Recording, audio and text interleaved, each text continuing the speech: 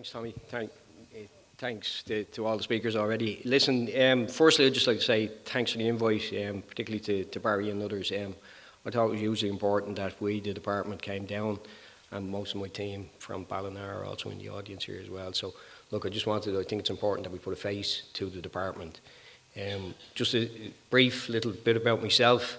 The accent might give it away. I'm from Dublin, but there is a but. I'm living in Mayo for the past 10 years in a rural part of Mayo, so I am a member of a group water scheme. I get my water from the group water scheme. I'm in the job since the start of this year. It was a job that came up that I wanted.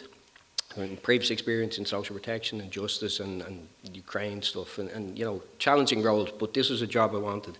The reason for it is because of you people here in the audience and what you do for the community. So I think it's hugely important, and I'd just like to again reiterate what the Minister has said. You know, we really appreciate that in the department, and we don't underestimate it.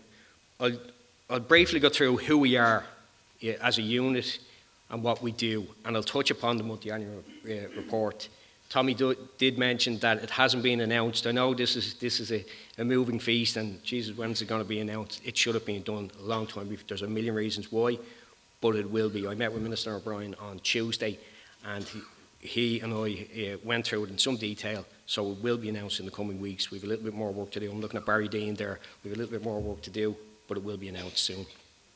So you'll have to bear with me if I can't give you specific details, but look, we'll field some questions anyway. Look, the Rural Water Unit, who we are, we're part of the department. We're part of the wider water division, which also includes we call it the salty water, but it's the marine stuff. So there's a lot of stuff going on there. We're a small team based in Ballina, in rural Ireland, and like the point I really want to get across to people here is that we're at the end of the phone. We're always there. We're part of the department. We've technical advice that we can dip into, and we do dip into in the department. But you're the people that we value most. I make no apology for saying this, and I've said it to Barry and to others and to the board last night when I addressed them. You're our key stakeholders here in what we're trying to do with rural water. So what do we do? I had a list as long as your arm that thankfully some of the senior managers on my side culled. But look, we've a multitude of things going on. Like we've responsibility for the policy and investment in all water issues, non-Uisce Éireann. And Brian went through the percentages there. So look, basically we're talking about 20%. So look, that's our end of things. We've responsibility for the legislative and policy framework for the whole sector. And again, Brian touched upon it. One of the key things that was left on my desk on day 2 that I landed in Ballina was review of the sector. Where are we going to be in 7 years? Huge question, huge question. I think we know in the department, and the Minister and I discussed it on this morning, we're smart enough to know that we don't have all the answers. You know, you're the people that need to guide us and help us, and together we can move on. Stewardship, I don't know why I put that word there. It seems really a lofty word there, but really what it means is that we have the funds centrally. The goal, and again, both ministers have been quite clear with me, the goal here is to get the funds out, pay out funds appropriately to the right schemes, to the right projects. That's what we want to do. There's no hidden agenda here. Engagement, communication, collaboration with stakeholders, key buzzwords that we all use, but it's huge. It's the only way we're going to get things done here. I don't have all the answers. We don't have all the answers. Collectively, we can get there. Policy context. We had a number of slides on this. You know, we have a multitude of things knocking around the department. We're always in the middle of doing something. We're always in the middle of writing reports. There's always something going on. I had a slide there that one of the senior managers, again on my side, wisely pulled from it, whereby we were tossing things around up into the sky. There's always a reason to be busy in the department. There's always a reason to be busy. But the next slide, it's important that we say this, and we say it again and again in the department. We're here for yourselves. That's our role. The Minister was quite clear with me this morning. That's our role. That's our primary role here. So look, it can't be said enough, I don't think. The section, the unit itself, we have it divided into 2 distinct areas, albeit that we're small in number. we muddle together, we work with the department, and we pull as we need to pull. But the two distinct areas really are around policy and the operations. So on the policy side, the main things on the policy side will be an oversight of the department's objectives in rural Ireland. What that means is, where are we going to be? What do we want to do? What are the policies we want to implement today, next week, next year, that will improve the sector and ultimately improve the people who we serve, who you serve, who I serve. The legislative and policy framework and review of the sector. Brian's company, Tobin's really comprehensive report that they provided, it's going to be key in how we move forward. Brian mentioned 48 items and key notes. Really, really interesting stuff. Boiling it down, we know where we need to get to. We think, we know how to get there. That's the part we have to sort out together. We in the unit have a key role in developing the policy, but again, I'll say it's you need to be guiding us. Yourselves, the local authorities, ourselves, we all need to be talking about that. On the operations side, always busy, always something going on. We in the department have the funds, we want to get them out to you. So we've, on the operations side of my unit, we deal with the capital and current funding of all projects across the board, and we talk about the multi-annual programme now. We've also got a number of grants, as you know, septic tank grants and private well grants. Currently, we're rewriting some of the regulations involved there, again with the goal of making it easier to get this money out to the people that need it and should be getting it. We're going to work more closely with the local authorities to try to streamline this. Again, shouldn't be a hidden agenda here. The Minister was quite clear with me. The money's there, get it out to people when it's right to do it. A lot of the work that we do on our side feeds into the wider policy of the department, the name of our department being housing as well. We have to be conscious of all of the things that go on in the housing world. So look, a lot of my time gets caught up in some of that, but I don't lose focus from the fact that you're our main stakeholders. Key stakeholders, listen them out, consciously put yourselves up top. Make no apology to anyone. You're the biggest sector. I addressed the board last night, and the Minister and I met him there this morning. We talked about boots on the ground. We don't have them in the department. We're never going to get them. We can't do this. You're the people that are on the ground. You're the local people. So you're the people that get these things done. The other key stakeholders we have are the likes of the EPA, Ishka Éireann, where do they stop, where do you start, all of that type of stuff. HSC, all of the local authorities. Tommy's here chairing today. We work with 31 local authorities. There's a lot of work going on there. Can we streamline it? Yes. Can we do things better? Yes. But we're doing a lot, and I think collectively we're making a lot of progress. And I think it's important we don't lose sight of that. Funding. Brian touched on it as well. Funding, my background is a lot of finance stuff in previous jobs. I looked at funding when I came into this new job, and I wondered, what were we talking about? Were we talking about funding allocation or funding spend? To my mind, the important bit is what you spend. It's very easy to allocate money. You need to spend it. Over the past 5 years, from 21 to 25, the department have spent 250 million. So that's a lot of money. It's a commitment that Minister O'Brien gave to me verbally and in writing on Tuesday, and Minister O'Donnell said something similar as well. We're going nowhere. The funding's going nowhere. We have the money here. We want to get that out to you. Some of the money that we've paid out, the main source of funding is obviously the multi-annual rural water programme. I was slightly surprised when I started the job and I looked at the dates on it. It should have been launched last year, should have been launched before, but again, look, there's a million reasons why. As you know, we support the sector here financially, and we're in discussions as to can we do that better, can we do it smarter, is it meeting your costs? All of those questions we need to answer in the department with yourselves, and we're very open to having those discussions, and we're knee-deep in them, by the way. The multi-annual rural water programme, what is it? Look, you all know better than I what it is. It's where we go out to yourselves and to the local authorities and basically say, come to us and ask us for some money. What projects have you got? What are the real projects that you can get going? What can you do to improve the sector? We all know what we want to do. come and ask us for money. That's basically what we're saying. It was a 140-page document, but really when you boil it down, that's what it is. Come and ask us for money, and we will support this sector, and we have, and we will continue to do it. The multi-annual approach, I think, has served as well, and we will continue to do that. So the launch of the new programme will be a multi-annual one. We've, again, disclosing some of the conversation I had with the Minister on Tuesday, Minister O'Brien, we're open to looking at it mid-programme as well, as to maybe we can look at it during, we'll see how the applications come in at the start of the programme, and we look at it again. So I want to get us away in the department from saying, okay, lump in all your applications and we'll see you then in 4 years' time. That's not the way to do it. So all of those conversations are happening at the moment, and some of that is slightly delaying in the actual launch and announcement from the Minister, but we're nearly there. So the upcoming programme, I consciously put the year on it, 2024, because it will be launched. It will be launched before then. We're very conscious that you, the local authorities and yourselves, need time to put together bids.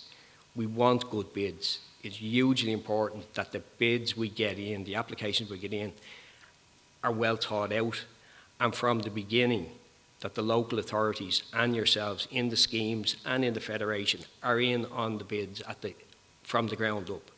We don't want, as I said, it's very easy to allocate money. It's very easy to allocate money on a spreadsheet. The Minister, wants to allocate money to projects that would be done, that would be completed. So that's why it's hugely important. And that was a key change, I think, that we have implemented in the documentation that we've put together, in the clarity of roles for the likes of the local authorities, and indeed for ourselves in the department. We need to be clear with you what we see our role as being, and I'm quite clear with my side of the house in the department. Our role here is to get the money out to the right projects, no more, no less. There's no hidden agenda. The programme will be similar to the previous current programme, basically a number of measures, funding streams, similar.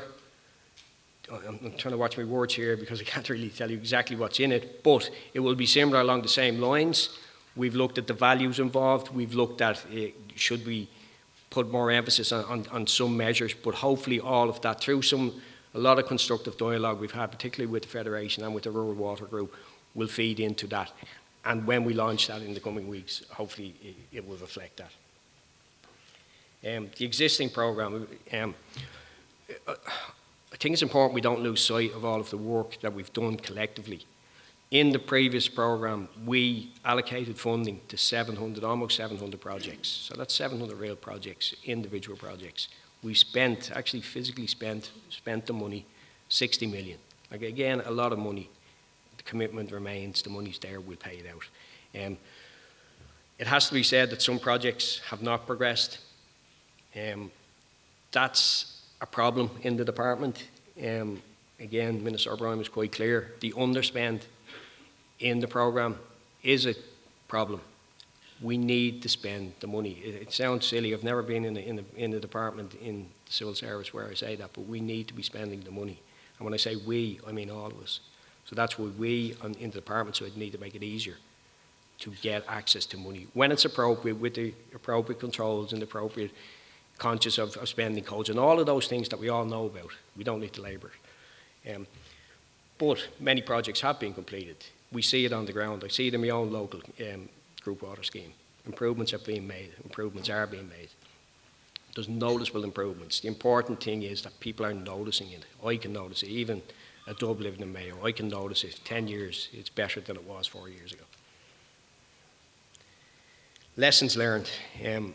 Again, I tried not to be too weighty in what I put on the slide here, but look, I wasn't clear when I read the documentation for the existing programme as to what really is our role in the department, what really is your role in the group water schemes and the Federation, and what is the role, critically, of the local authorities.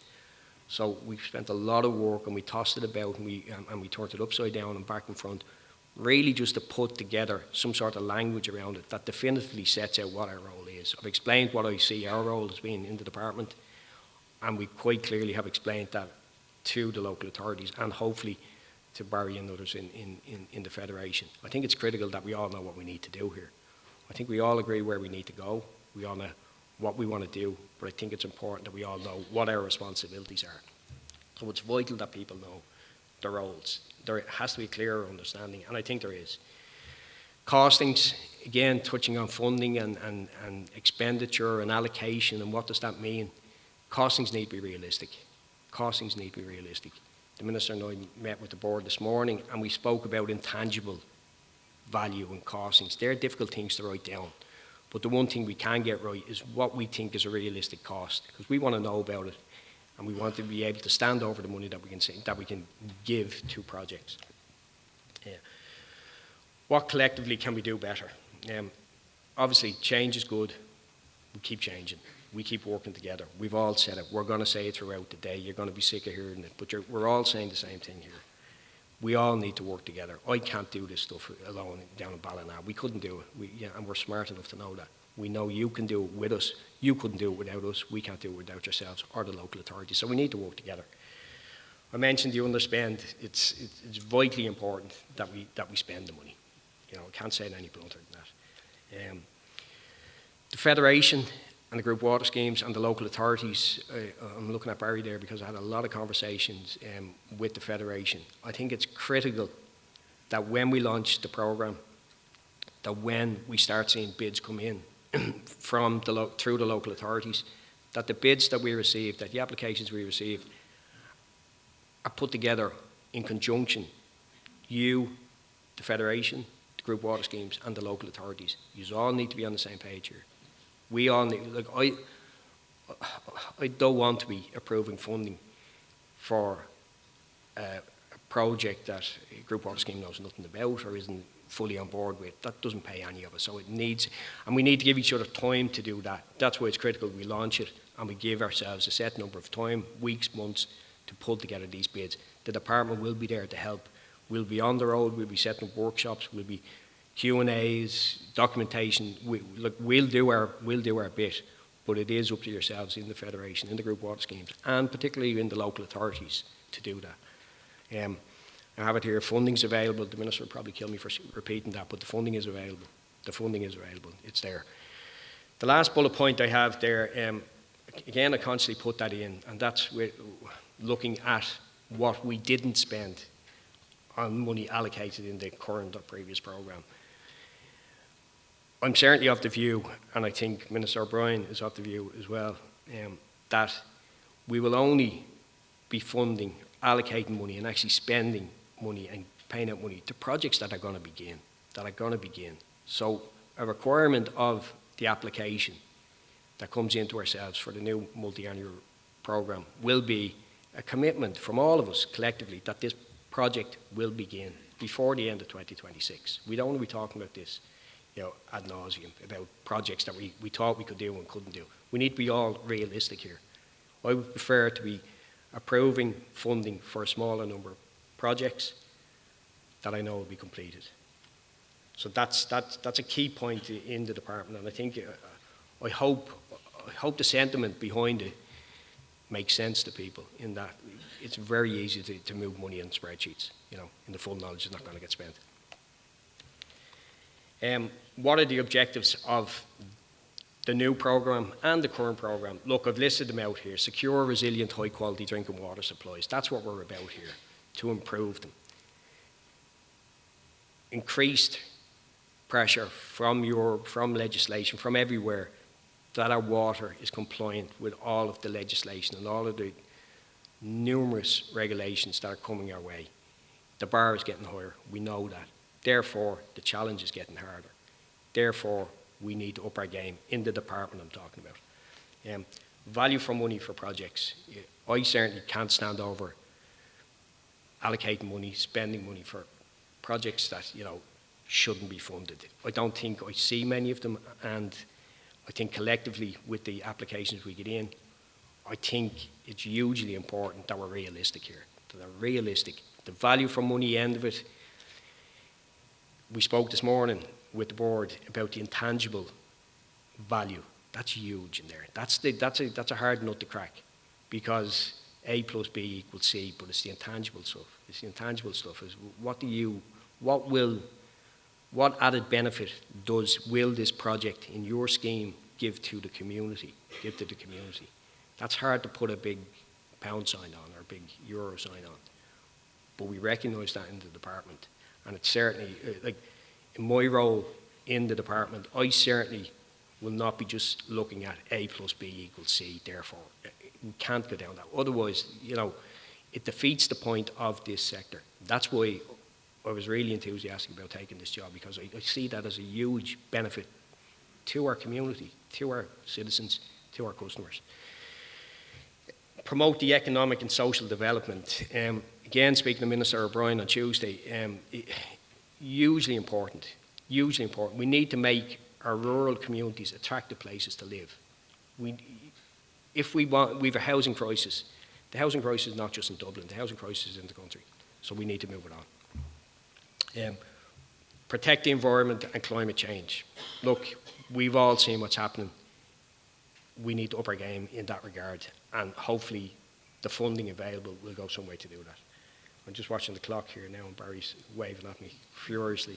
I'll push it on, Barry. Okay, right, there will be a number of measures building on the previous success. I know it seems like a little bit, wait till you'll see Santi when he comes at Christmas, but it will be launched in the coming weeks, and I promise you, we've taken, if not all, most of the recommendations and thoughts of the Federation on board. Some examples of funding that we see the programme funding being issued or allocated to will be for improving works and source protection, improving the infrastructure in your schemes, for your schemes, and critically innovative projects. Come to us. If you've got ideas, come to us, talk to us, What's the worst that can happen? Change is good. I'll mention the dreaded words, amalgamation, rationalisation, taking in charge. Change is good. Keep changing. Why not?